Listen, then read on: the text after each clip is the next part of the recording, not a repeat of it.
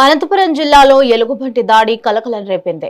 తనగల్లో గ్రామానికి చెందిన వెంకటేష్ అనే రైతుపై పొలంలో పనిచేస్తున్న సమయంలో ఉదయాన్నే ఎలుగుబంటి వెనుక నుంచి వచ్చే దాడి చేసింది.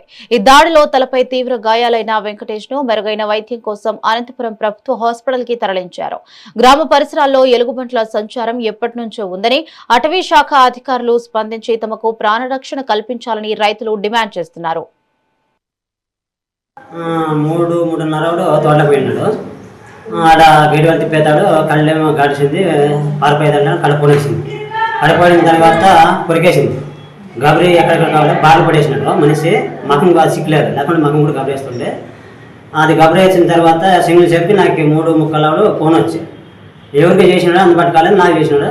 నాకు చేసిన తర్వాత నేను ఏమంటే మెల్లకి మాట్లాడే ఏమంటే కళ్ళు అయితే ఇట్లా మన గబరింది, అర్జెంట్గా రా చీరలకి అని ఫోన్ చేసి పోయిన తర్వాత చీరలో పడిపోయింది. సార్ మెల్లకి ఒక రోజు కుక్క పెట్టుకొని ఆడే నీళ్ళు తెచ్చిచ్చి నీళ్ళు తాపి అంటే చాలా దారుణం చేశారు. కళ్ళు అదంతకు అదే ఇచ్చిపెట్టిపోయింది. కళ్ళు అయితే చాలా దారుణం అయింది. ఫారెస్ట్ అధికారులు చర్యలు తీసుకున్నారు.